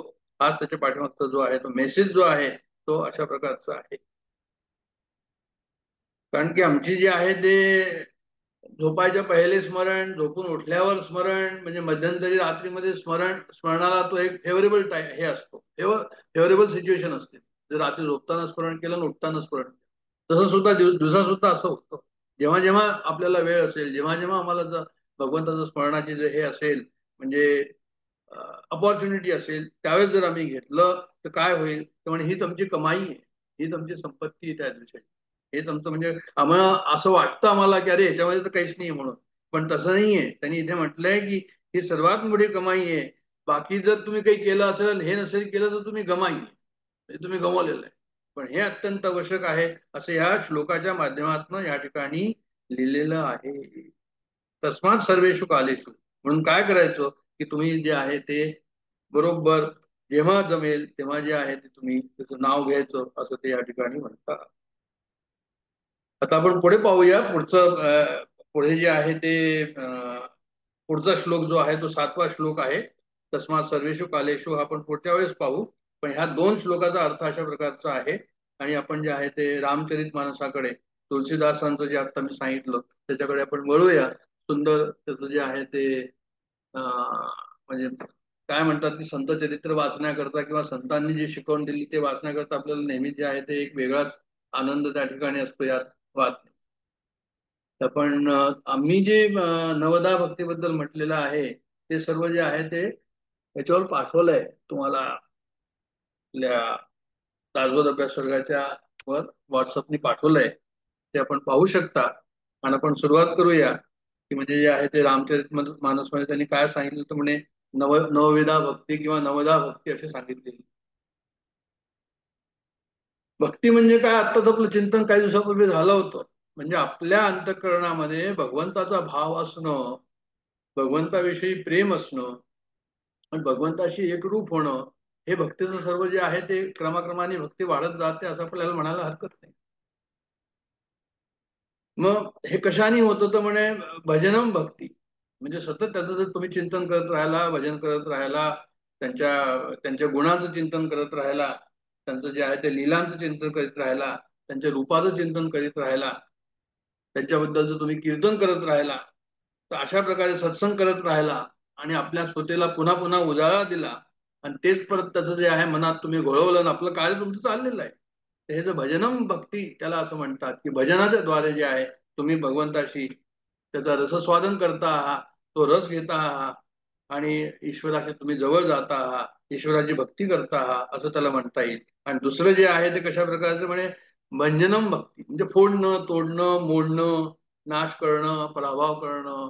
तर कशाचा पराभव करायचा आपल्याला, अहंकाराचा प्रभाव करायचा जो आहे तो पराभव करायचा. म्हणजे अहंकार, त्याला भंजनम म्हणतात. भंजनम म्हणजे भक्तीचा तो प्रकार आहे की ईश्वराची भक्ती करणं म्हणजे आमचा अहंकार त्याला मोडणं. कारण आनंदाच्या आड येणारा कोण आहे, तर म्हणे अहंकार आहे, वासना आहे, कामना आहे, ममता आहे, मी आणि माझं आहे. हे सर्व काय आहे, तर म्हणे हे जे आहे हे आमच्या आड येतं आनंदाच्या. मग आनंदाच्या आड जे येतं त्याला आम्ही जर समजा मोडलं, तुम्ही म्हणा की इतकं सहज आहे का मोडणं. पण भंजनम भक्ती म्हणजे परमेश्वराशी भक्ती साधायची, परमेश्वराशी प्रेम साधायचं, त्याची आवड निर्माण करायची. तेव्हा काय होतं की विषयाचा आनंद जो आहे, विषयाची वासना, अहंता हे त्या ठिकाणी कमी होतं. म्हणजे एक प्रकारे काय की ते अहमचा बळी देणं असंच ते आहे त्या ठिकाणी. आणि भागोभक्ती पण आहे. भागोभक्तीचा अर्थ भागाकार, म्हणजे एक परमेश्वरचं स्वरूप आहे आणि एक प्रपंचाचं स्वरूप आहे. आम्हाला प्रपंचाचं स्वरूप आवडतच नाही, पण परमेश्वराचं स्वरूप कशा प्रकारचं, एक परमेश्वराचं स्वरूप जर आम्हाला आवडू लागलं, म्हणजे तो भाग आवडू लागला. आता काय होतंय, आता आम्हाला इकडचा भाग आवडतो, दृश्य वस्तू आम्हाला आवडते. अदृश्य वस्तू परमेश्वराचं अस्तित्व जे आहे ते आम्हाला कळत नाही, त्याच्याबद्दलचं आम्हाला आवड नाहीये, ते आवडू लागलं तर ती भागोभक्ती त्याला असं. हे सर्व भक्तीबद्दलचं जे आहे थोडंसं आपण पाहिलं होतं पहिले गुरुपौर्णिमेच्या वेळेस. आणि भजसेवा या, भजसेवा या म्हणजे आम्ही भगवंताला सर्व काही अर्पण, आश्रय कुणाचा भगवंताचा, काही असेल तरी भगवंत त्याच्यावर पूर्णपणे आम्ही अवलंबून आहोत, त्याचं आम्ही अस्तित्व स्वीकारतो, त्याचाच आम्ही आश्रय घेतो. आमचा ईश्वर म्हणजे काय म्हणे तोच सर्व काही स्वामी आहे, आणखीन आणखीन दुसरं काही नाही. तर माझं जे काही आहे ते कुणाचं आहे, तर म्हणे भगवंताचं आहे. तर अशा प्रकारचं भजसेवायाम जे आहे तो त्यांनी शब्द प्रयोग केलेला आहे. म्हणजे हे सर्व करायचं म्हणजे काय करायचं, म्हणजे भक्ती करायचं. म्हणजे जेव्हा अशा प्रकारचा आम्ही विचार करतो की भगवंताचं सर्व काही आहे, मग त्यावेळेस आमचं कसं होईल की म्हणे आपल्या वाट्यात जे आलेलं आहे आम्ही ते काम करायचं. ते कसं काम करायचं? आता भगवंताशी जर आम्ही एवढं डिपेंड करतोय तर भगवंताला जसं आवडेल तसंच आम्ही काम करणार. मग भगवंताला कोणतं काम आवडतं? चोरीसपाटी आवडते का? धोका देणं आवडतं का? काम करत लोभ मोह सर तुम्ही उपयोगात आणले तर आवडतं का? भगवंताला तर म्हणे नाही आवडत.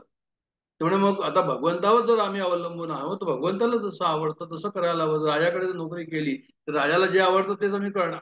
तर तशाच प्रकारचं ह्या ठिकाणी आहे. मग त्याचप्रमाणे आम्हाला ह्या ठिकाणी वागायला हवं आणि त्याच्यानंतर जे काही आम्हाला फळ मिळेल त्यामध्ये आम्हाला समाधान ठेवायला हवं. हमें राजी उसे में जिसमें तेरी रजा आहे, ये भी हुआ है वो भी हुआ है, अशा प्रकारचं तिथे संतोष हवा. त्याप्रमाणे म्हणजे त्या भक्तीमध्ये प्रेम आहे असायला हवं. तरी त्या ठिकाणी आवड निर्माण असायला हवी. कर्म करताना सुद्धा त्या ठिकाणी प्रेममय कर्म ते हवं. योग हवा. योग म्हणजे तंद्री लागणं, म्हणजे ते कर्मावर जर तुमचा जो आहे तो पूर्णपणे त्याच ठिकाणी कर्म करताना जो आहे तो इकडे तिकडे तुमचं लक्ष नाही. तर अशा प्रकारचं जर असेल तर ती भक्ती आहे. आणि असं जर नसेल तर म्हणे असं जर म्हटलं तुम्ही भक्ती नसेल तर मग काय? त्यामुळे मग ते म्हणतात की बिना भक्ती जर भक्तीचा जर मनुष्य असेल तो कसा असेल ज्याच्याकडे भक्ती नाही भगवंताबद्दल. तर त्यांनी उदाहरण दिलंय रामचरित मानसामध्ये नवदा भक्तीमध्ये त्यांनी असं उदाहरण दिलंय. आणि काय उदाहरण दिलंय त्यांनी की बिनु जल बारिज देखू जैसा. एखादा ढग आहे आणि ढगामध्ये जे आहे ते पाणीच नाहीये, नुसतंच काळा ढग आहे आणि पाणी नाही येते, मग पृथ्वीचं पोषण कसं होणार? पृथ्वीला तो ओलं करू शकत नाही, पृथ्वीला तो थंड करू शकत नाही. तर तशाच प्रकारचं हे आहे की म्हणे तुम्हाला जर भक्ती नाही तर तुमचं परमेश्वराशी संबंध जे आहे ते कसं आहे? तर म्हणे अशा प्रकारचं आहे. तर मग परमेश्वराशी संबंध जर असेल तर एकच प्रकारचा संबंध होऊ शकतो, तो प्रेम संबंध. मानव एक भगती कर नाता, असं तुलसीदास महाराज म्हणतात. एकच जे आहे ते नातं ठेवायचं भगवंताशी. आणि कोणतं? भक्तीचं नातं. आता जेव्हा आपण भक्तीबद्दल पाहतो तर त्याच्याबद्दल आपल्याला माहिती की नवविधा भक्ती समर्थांनी केलेली आहे, लिहिलेल्या आहे दासबोधामध्ये. इतकं डिटेल वर्णन मराठीमध्ये नवविधा भक्तीबद्दल कुठेच नाहीये जेवढं त्यांनी दिलेलं आहे, असं भाष्यकारांचं म्हणणं आहे त्या ठिकाणी. आणि दुसरं असंही आहे की त्यांनी जी आहे ती भक्ती केलेली आहे ती कशा प्रकारची कशावरनं केलेली आहे म्हणजे भागवतातनं घेतली. भागवताचा जो आहे की जे आहे ते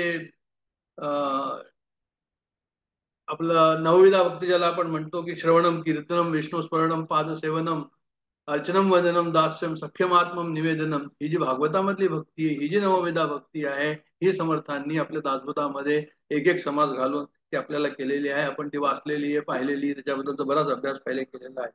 ते एक ती नवविधा भक्ती ती पण आहे. आणि ही नवदा भक्ती कशी आहे तर म्हणजे ही नवदा भक्ती डिपेंड करते शबरीला श्रीरामाने उपदेश केला त्याच्यावर.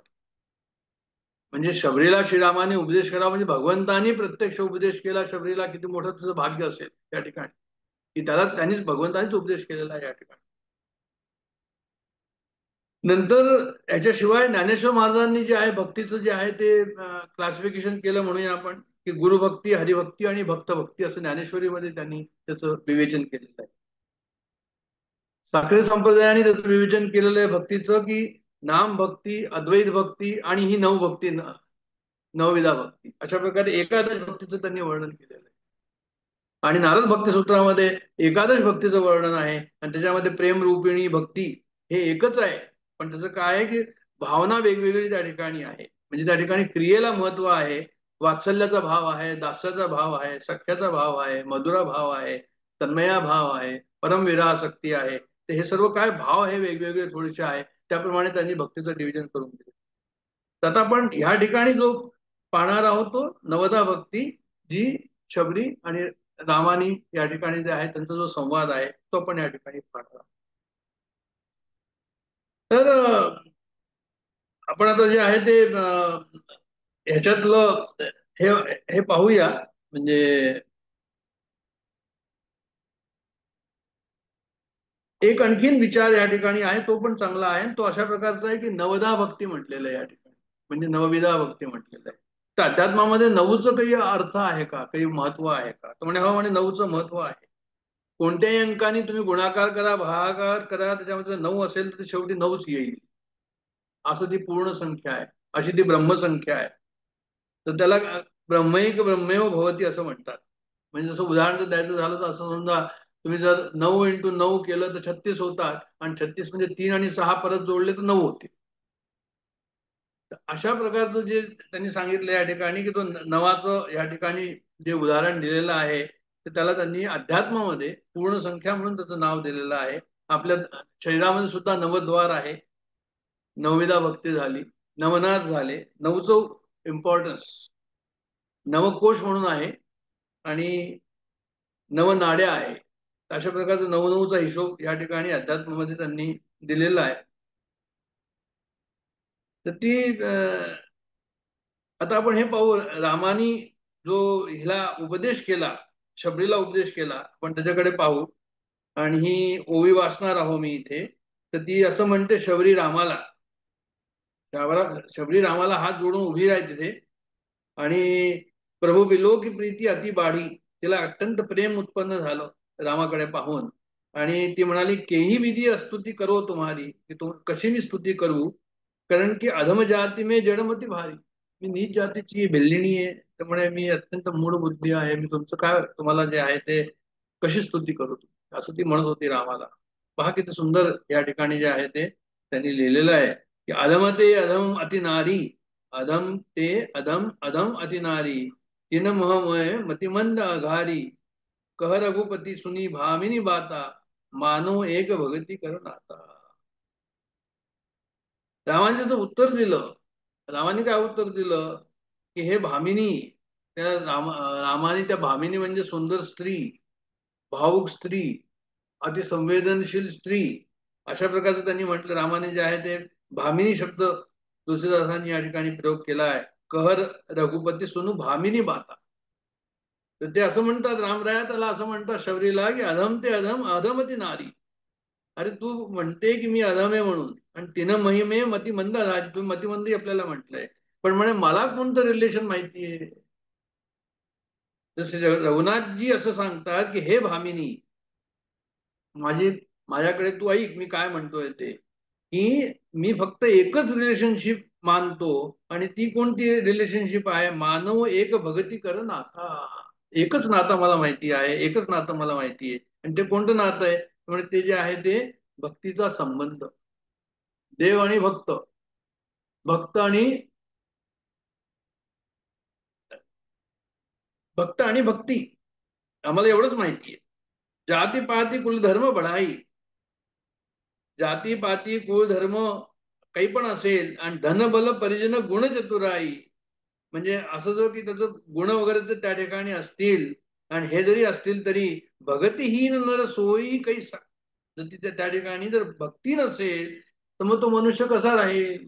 ते आत्ता जे उदाहरण मी सांगितलं, ढगाचं आणि पाणी नाही त्याच्यामध्ये, ते उदाहरण या ठिकाणी दिलंय, की भगतीहीन नर सोयी कैसा, बिना भक्तीचा मनुष्य कसा असेल, त्यामुळे बिनु जल बारिद देखो दैसा.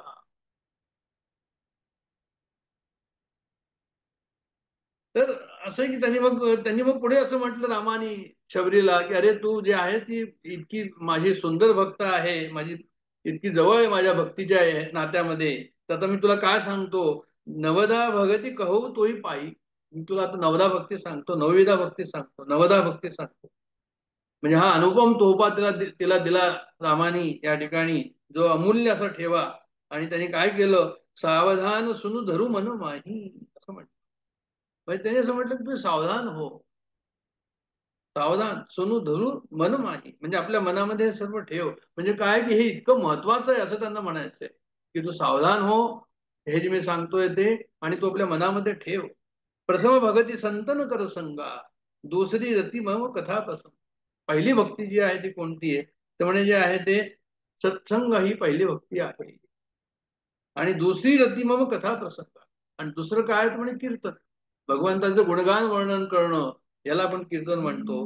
ही म्हणे कशी येतं, म्हणे ही दुसरी भक्ती. तर तर पहिली भक्ती जी सांगितली घे ना रामचरित मानसामध्ये, तर म्हणे ती जी आहे त्यांनी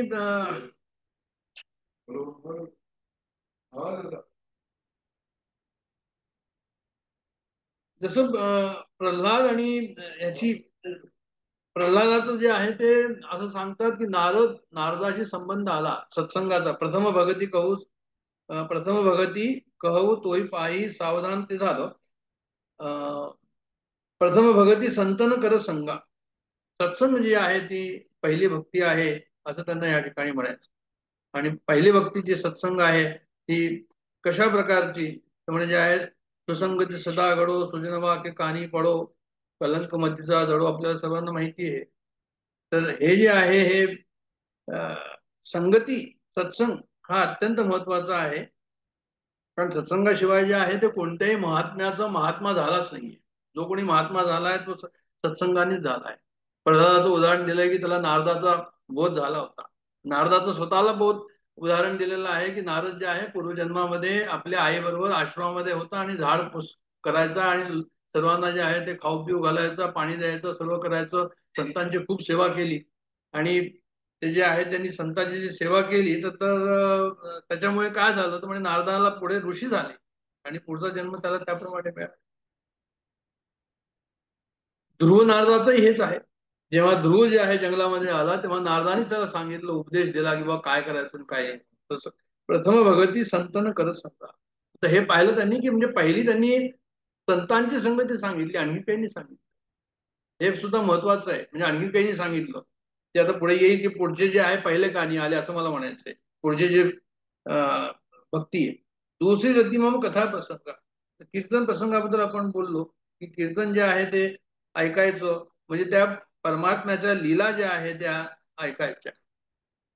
कोणतीही अध्यात्माची यात्रा अध्यात्माचा प्रवास जोपर्यंत सुरू होणार नाही जोपर्यंत जे आहे ते सत्संग नसेल. म्हणून सत्संग अत्यंत आवश्यक आहे. सत्संग मिळाल्यानंतर जे आहे तुम्हाला जेव्हा लीला त्याच्या ऐकाल तुम्ही तुम्हाला परत परत ऐकावं असं वाटेल. हा ती गोष्ट आम्हाला परत सांगा, हे त्याचं चरित्र आम्हाला हे सांगा, या गुरुबद्दल जे आहे ते काय झालं होतं ते परत सांगा. तर हे जे आहे हे कसं आहे तर म्हणे दुसरी रती मग कथा प्रसंग. आणि तिसरं काय तर म्हणे गुरुपद पंकज सेवा तिसरी भगती अमा. तिसरं कसं आहे तर म्हणे गुरुच्या चरणावर जे आहे ते चरण कमल का ध्यान. चरण कमल का ध्यान म्हणजे काय करायचं, फिजिकल नाहीये. हे कसं आहे तर म्हणे गुरुच्या आज्ञेचं आम्ही पालन करायचं, गुरुच्या वाणीचा आदरपूर्वक श्रवण करायचं. जो विषय वासना ज्या ठिकाणी सांगितली गुरुनी की बा हे करू नका ते नाही करायचं. म्हणजे गुरुने सांगितलं की हे करा ते करायचं. म्हणजे आध्यात्मिक उत्कर्ष करण्याकरता अत्यंत आवश्यक आहे की गुरु जसं म्हणेल त्याप्रमाणे आपल्याला करायला हवं असं या ठिकाणी लिहिलेलं आहे. तर गुरुपद पंकज सेवा तिसरी भगती अमान. चौथी भगती मम गुण गण करई कपट तजी ज्ञान. चौथी भक्ती कोणती आहे तर म्हणे चौथी भक्ती जी आहे ते गुणगान करा आमचं, पण कसं करा, कपट तजी गान. बिना कपटाच्या, कपट नाही ठेवायचं त्या ठिकाणी, बिना कपटाचे जे आहे ते तुम्ही या ठिकाणी ही भक्ती करा असं ते म्हणतात. ते कोणती भक्ती, चौथी भक्ती. आता कपट छोड के म्हणजे काय, म्हणजे कपट छोड के असं येतं त्यांना म्हणायचं मतलब की शुद्ध प्रेम त्या ठिकाणी हवं. असं नको की तुम्ही मनामध्ये काही आणखीन आहे आणि नंतर जे आहे तुम्ही आणखीन काही क्रिया आणखीन काही आहे मनामध्ये आणखीन काही आहे, हे नको. आता आपल्या सर्वांना माहिती आहे. जसं मीराचं होतं, मीराने सांगितलं की बाई ती अशी कृष्ण प्रेमात नाचायची की तिला म्हणजे जे आहे ते घुंगरूनी तिचं ते रक्त सुद्धा खाली यायचं, घुंगरू तुटून जायचे, अशा प्रकारचं वर्णन आहे त्याचं.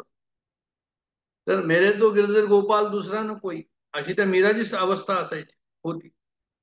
सांगतात बरं असं की त्या ज्या ठिकाणी शुद्ध प्रेम असेल, कपट कोणतंही नसेल, असं कपट सोडून जे आहे ते काय करायचं, गुणगण करई, त्याचे गुणानं वाद जे आहे ते वर्णन करायचं. मंत्र जाप मम दृढ विश्वासा पंचम भजन सो वेद प्रकाशा. मंत्र जाप मध्ये काय म्हणजे दृढ विश्वास असायला हवा. दृढ विश्वासाने आम्ही जो काही गुरुनी मंत्र दिलेला आहे तो आम्ही त्या ठिकाणी त्याचं बरोबर जे आहे ते पालन करायचं, त्याप्रमाणे करायचं. तो समर्थांनी लिहिलेलं आहे की नामस्मरे निरंतर ते जाणावे पुण्य शरीर, महादोषाचे गिरधर रामनामे नासती.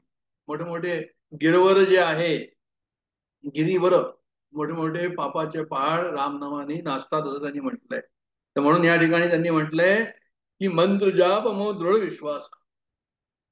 मंत्र जाप करायचा, सुमेध सुमेध नर उतरे पार, म्हणजे परत परत तुम्ही स्मरण करा, तर तुमचा जो आहे तो भवसागर तुम्ही उतरून जाल, असं त्यांना म्हणायचंय.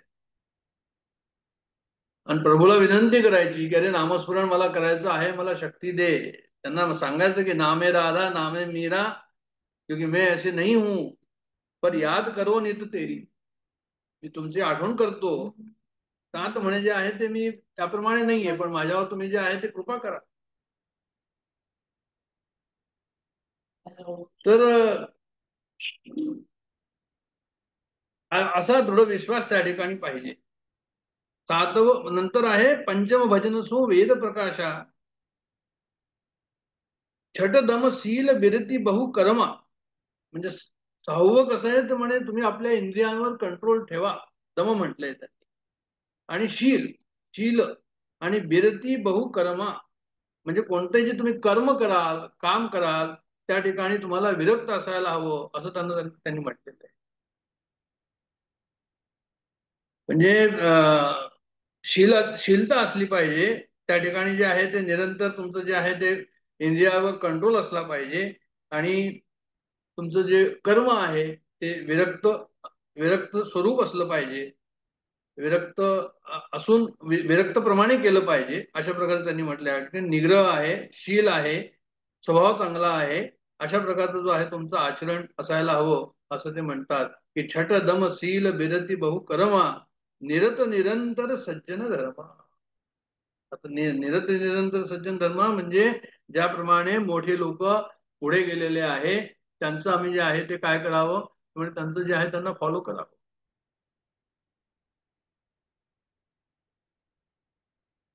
तर निरत निरंतर सज्जन धर्म, गुरुनी जसं आम्हाला सांगितलेलं आहे त्याप्रमाणे करावं, गुरु जसं करतात त्याप्रमाणे मी करावं.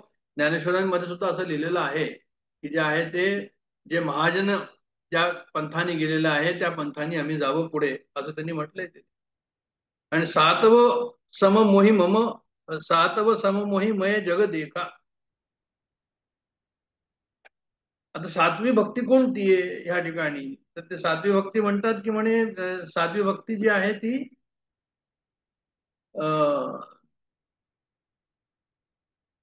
सममोही मय जग देखा, सर्व दूर जे आहे ते परमेश्वर पाहणं, याला त्यांनी सातवी भक्ती म्हटलेलं आहे. म्हणजे वासुदेव सर्वमिती ज्याला आपण म्हणतो, ती जी आहे ती कशी आहे तर म्हणे ते सर्वदूर प्रेम भगवंत पाहणं आहे. आता काय की तुम्हाला जरी भगवंत सर्वदूर दिसत नसेल, ज्ञानेश्वरांनी म्हटलं की भरला गंधाट हरी दिसे, किंवा समर्थांनी म्हटलं रेता ठाव्यावर आगवे विण नाही, आणि आम्हाला पुढे भगवद्गीतेने म्हटलं की वासुदेव सर्वमिती. इथे हे म्हणतात ते की सातो सममोही मय जग देखा, की मी सर्वदूर भगवंत पाहावा, पण समजा नाही दिसत भगवंत तुम्हाला, मग काय करायचं. तर त्याच्यावर त्यांनी असं सांगितलं की नाही, तुम्ही कमीत कमी भावना तर करा तशा प्रकारची. भावना करायला तर तुम्हाला काही हरकत नाही त्याच्यामध्ये, कि जे काही आहात ते सर्व काही भगवंतच आहे, जो मिला है वो राम ही है, जो दिख रहा है वो राम ही है, अशा प्रकारची भावना ज्या आहे त्या ठिकाणी असायला हवी. की कुठेही आम्ही पाहतो, कुठेही आम्ही की करतो, त्या ठिकाणी काय हवं तर म्हणे ते परमेश्वराचं अस्तित्व, अशा प्रकारची भावना त्या ठिकाणी हवी. कारण की काय की त्यांचं म्हणणं असं की तुम्हाला म्हणजे अशा प्रकारची जर भावना तुम्ही ठेवली नाही तर पुढे वाढणं कठीण होईल. म्हणून तुम्ही कमीत कमी भावना या ठिकाणी ठेवा. आणि नंतर काय, मोते संत अधिक करी लेखा. आता हे आणखीन खूप झालं, म्हणजे रामरायांनी संतांना आपल्यापेक्षा पुढचा दर्जा दिला गेला. मोते संत अधिक करी देखा, म्हणजे संत माझ्यापेक्षा श्रेष्ठ आहे, संत अधिक असं माना तुम्ही, की संत जे आहे ते परमेश्वरापेक्षा मोठे आहे. म्हणजे गुरु गोविंद खडे कागे लागो पाय, बलिहारी गुरु आपके जिन गोविंद द्या बताय. म्हणजे जणू की ते डायरेक्ट फ्लाईट नाहीच आहे, डायरेक्ट फ्लाईट भगवंताकडे नाही, तुम्हाला जे आहे ते कोणाच्या थ्रूच जावं लागेल. It is something like that. रामजीपर्यंत पोहोचायचं असेल तर म्हणे जे आहे ते संतांच्या थ्रू तुम्ही पोहोचा, सत्संग तुम्ही करा. म्हणून सत्संग जे आहे ते सर्वात पहिली भक्ती सांगितलेली आहे. आणखीन कोणती भक्ती जी आहे पहिलीनी सांगितली, पहिली सत्संग तिकडनंच त्यांनी सांगितलं की तुम्ही हे करा, म्हणून सत्संग करा. आणि आठव जथा लाभ संतोषा, लाभो जया जयो, म्हणजे हर हालत में संतोष में रहे. म्हणजे त्यांना असं म्हणायचं की तुम्हाला आठव जथा लाभ संतोषा, जितका मी तुम्हाला लाभ झालेला आहे त्यामध्ये तुम्ही जो आहे तो संतुष्ट राहा, असं त्यांना म्हणायचं या ठिकाणी. जाहे विधि राखे राम ताहे विधि रही, हमें राजी उसमें जिसमें तेरी रजा है. आता याचा अर्थ चूक नाही लावायचा की आम्ही तर बसलोय, मी मी बसलो खाटल्यावरी असेल माझा हरी तर देईल खाटल्यावरी, तशातला भाग नाही याच्यामध्ये. तुम्हाला जे आहे ते कर्तव्य तुमचं पूर्ण चोखपणे करायला हवं. डॉक्टर काका नेहमी सांगतात की जसं करायला हवं, जितकं करायला हवं, जेव्हा करायला हवं ते पूर्ण तुम्ही योग्य कर्तव्य करायचं. आणि त्याच्यानंतर मग काय आहे, त्याच्यामध्ये जाहे विधी राखे राम ताहे विधी नाही. तर आठव जथा लाभ संतोषा आणि सपनेहू नाही देखही परदोषा. अरे बापरे, दुसऱ्यांचे दोष जागृतीत तर पाहणं दूर राहिलं, ते म्हणतात स्वप्नामध्ये सुद्धा दुसऱ्यांचे दोष तुम्ही पाहू नका.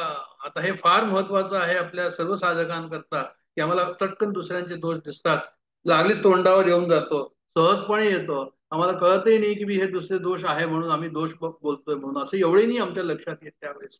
तर हे चटकन येणं हे देहबुद्धी ज्याला आपण म्हणतो, देहबुद्धी ते आत्मबुद्धी करावी. आपल्याला जो प्रवास करायचा आहे, साधकाला जो प्रवास करायचा आहे तो हा करायचा आहे की म्हणजे जे आहे ते कोणता प्रवास करायचा आहे की सपने हो नाही देखही परदोषा.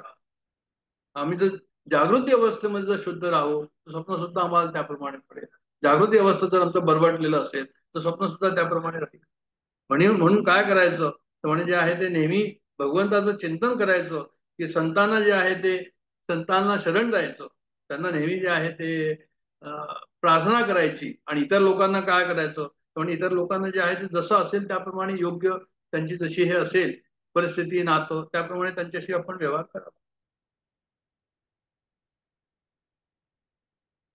मोते संत अधिक करी देखा याच्यामध्ये एक असंही लिहिलेलं आहे की भगवंताला विचारलं गेलं की तुम्ही कुठे राहता, तर त्यावेळेस ते त्यांनी काय सांगितलं की म्हणजे आम्ही जे आहे ते संतांच्या हृदयामध्ये मी राहतो.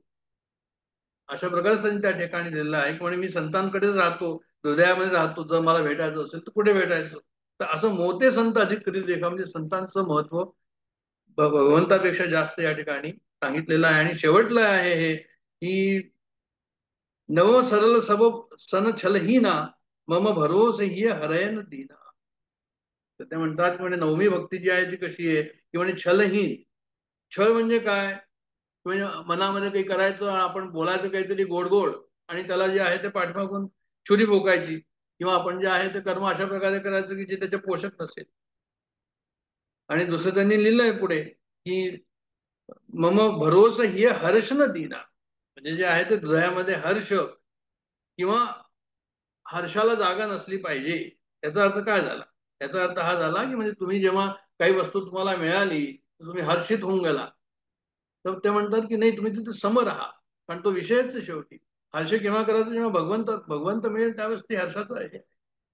तर नवमहू एक जनके होई नारी पुरुष स चराचर होई.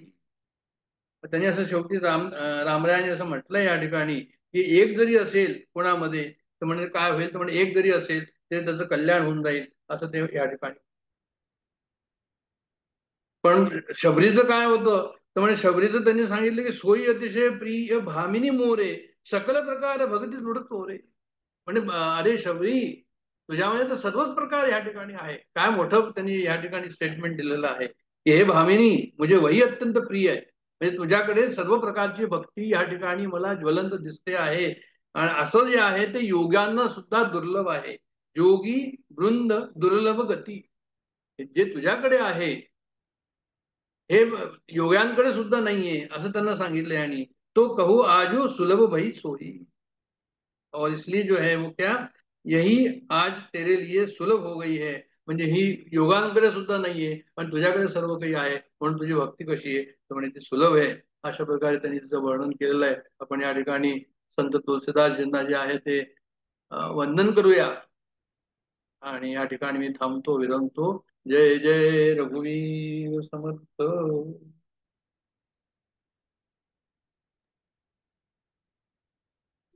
धन्यवाद काका, खूपच छान. तर आता आपण आत्मषटक म्हणूया. मनोबुद्ध्यहंकार चित्तानि नाहं न च श्रोत्रजिह्वे न च घ्राणनेत्रे न च व्योमभूमिर्दिशश्च न तेजो न वायुः चिदानन्दरूप शिवोऽहं शिवोऽहम् न च प्राणसंज्ञो न वा पञ्चवायु न वा सप्तधातुर्न वा पञ्चकोशः न वा पाणिपादौ न चोपस्थपायु चिदानन्दरूप शिवोऽहं शिवोऽहम् न मे द्वेषरागो न मे लोभमोहो मदो नैव मे नैव मात्सर्यभावः न धर्मो न चार्थो न कामो न मोक्षः चिदानन्दरूप शिवोऽहं शिवोऽहम् न पुण्यं न पापं न सौख्यं न दुःखं न मन्त्रो न तीर्थं न वेदा न यज्ञः अहं भोजनं नैव भोज्यं न भोक्ता चिदानन्दरूप शिवोऽहं शिवोऽहम् न मे मृत्युशङ्का न मे जातिभेदः पिता नैव मे नैव माता न जन्मः न बन्धुर्न मित्रं गुरुर्नैव शिष्यः चिदानन्दरूप शिवोऽहं शिवोऽहम् अहं निर्विकल्पो निराकाररूपो विभुर्व्याप्तः सर्वत्र सर्वेन्द्रियाणां सदा मे समत्वं न मुक्तिर्न बन्धः चिदानन्दरूप शिवोऽहं शिवोऽहम् चिदानन्दरूप शिवोऽहं शिवोऽहम् चिदानन्दरूप शिवोऽहं शिवोऽहम्